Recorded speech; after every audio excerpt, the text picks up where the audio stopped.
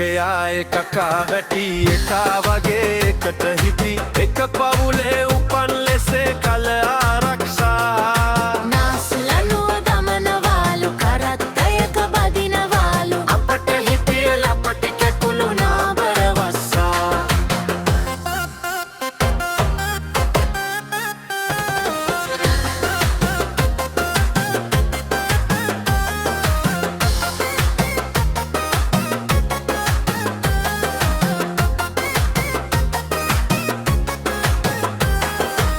වලට වැටුණු එකා යකා වලටම ඇද ගනු මිසක වලෙන් උඩට එන්නට අත දෙන්නට කැමති